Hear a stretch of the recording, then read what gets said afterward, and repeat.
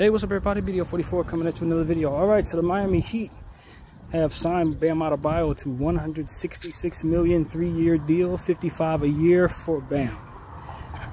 Listening to Miami Heat fans, they seem to think it's a pretty good deal, so I'm just going to lean on their expertise. I haven't watched a great deal of Bam Adebayo over the years. More so listen to people talk about him, and they always have good things to say. I've seen him play some of his best basketball against my Lakers, though, in the finals, and I think one game he had like a triple-double against us, out-rebounded us very much. So I don't think I've ever seen Bam play poorly. He's always been a good fantasy basketball player, fairly durable. So that's really what it is for me. You know, the Heat are a team that I kind of grew up not really liking too much. So as they've progressively moved into a different era, away from the LeBron James, Dwayne Wade era, kind of just looked at them from afar, didn't really pay a whole lot of attention to them, like I know a lot of people do, and I find that that's normal for people in certain regions. We know a lot more about the teams we play against 4 times a year rather than guys who are on the other side of the country, and vice versa. With a lot of Eastern Conference fans, they don't know a whole lot about guys that we pay a lot of attention to. So I think that's one of those type of things. I just ain't seen a whole lot of Bam over the years. I really haven't. But $55 million a year is a hell of a commitment. I will say that. And I know it's becoming a situation where we should start adjusting our minds because, you know, there's more revenue coming into the league over time, and you expect these contracts to get bigger and bigger and bigger. And for the years, I expect them to be happy with Bam over the next 3 years. And they drafted him, so it's not like they've ever been without him. And I'm certain they didn't want to lose him. But a part of me thinks that maybe he would be best in a different situation, since it seems like Miami's not quite headed in the direction of winning. But it is what it is, man. It's hard to leave South Beach, I'd imagine. So, I mean, I just kind of lean into other people's understanding. I don't know if I should be supportive of him getting $55 a year or not.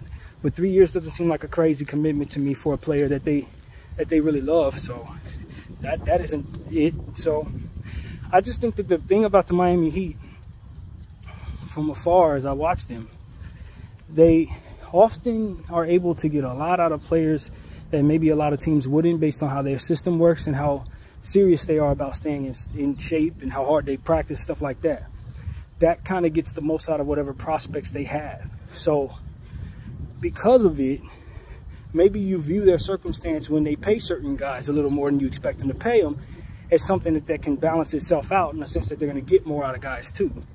But I just think that one of the issues that they've had is they haven't really managed their cap in a way that allows for them to really stack the deck like they probably could with a market like South Beach. They don't particularly hold on to their picks. Although they did a great job in drafting Jaime Jaquez last year, they're not exactly the pick hoarding franchise. So from afar, to me, it seems like they overachieve in most situations. Getting to the finals, stuff like that. They don't usually have the talent to do as much as they actually end up accomplishing, which is a testament to them and how just the same the Eastern Conference is weak. I don't know that Miami Heat could get away with all they've gotten away with, the type of success they've ultimately accomplished, if they were out west. In fact, I'm pretty damn certain they'd have a lot of trouble. So the jury is out for me on Pat Riley being a great executive for this era. That's basically what I'm here to say. With the changes and how things have been done in this league over the last 20 years, I don't know that he's adjusted very well. And I think the results of him winning are amazing, in a sense that that can be the case and he still have the results that ultimately winning. But they have paid some guys some contracts that you don't love. They have, you know, not necessarily developed players that great, you know, that kind of thing. So I just think they're an anomaly, in a sense that no matter what they do, they're always in a position to look like they're doing better than maybe all different angles would look like in most situations if teams did things the way they do them. So I don't know that this is not another sign of that. Them giving Bam $55 million, maybe they'd be better trying to diversify that a little more so than just giving so much of that to a defensive center who's kind of undersized when you really consider it. I mean, from what I understand, there's a lot of people who think the Miami Heat should try going after a guy like Zach Edey because of the fact that Bam Adebayo is undersized center. But he plays so much bigger than his size. He's almost like Ben Wallace in that way. Ben Wallace is only like 6'8", 6'9", but you know him to be one of the most imposing figures defensively of the era because of how he played. So, you know, I liken Bam kind of to that mold, so to speak. And I just don't think that that's a contract I'm looking to acquire. Put it like that. I don't think that's a contract I'm looking to acquire. A contract only a mother could love, that kind of thing. If you're in Miami, you're happy to pay him that. Once it's time to move that contract, I don't know that I don't look at that as a bit of an overpay. So, I don't know. I'm just not certain about Pat Riley, man. I'm really not. I've been really cautious about singing praises of Pat Riley over the years as an executive of the Heat. I think the evidence shows me that I shouldn't bash him. The results show me I shouldn't bash him, rather.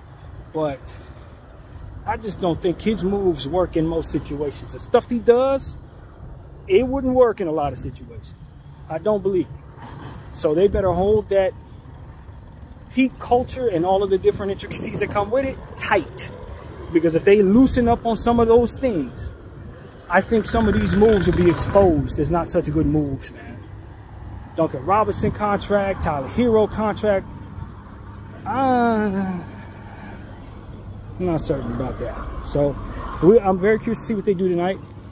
I believe they have the 15th overall pick. Like I said, they did a great job last year lucking out because the Lakers didn't take who they were supposed to take. So, and as a result, they were able to get Jaime Hawkins.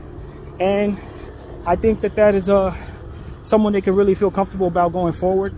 They can kind of continue to build in a positive way. I think point guard is probably a decent direction for them to go in tonight. I think, you know, even though they have Terry Rozier, his injury issues are a bit much. I don't know that you don't feel great about moving on from his contract if you can fill that role with a different player. I don't think I want to see Tyler Hero play the point guard anymore. If I'm being completely honest with you, I know he has some point guard skills that work in his favor. He's a ball handler, but I look at him more as a 2. And he's also not somebody I can count on to stay healthy. So if I'm looking in any direction, if I'm the Heat, it's probably toward a guard. Dillingham, Carter,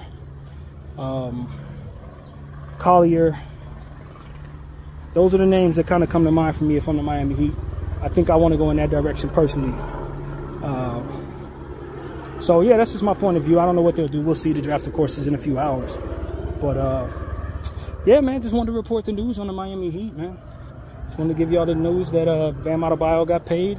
And I think most of Miami is pretty happy about that. I think they're pretty pleased with that decision. Hello. So, that's pretty much what I got to say, everybody. My name is BDF44. I thank you all for watching. I'm out.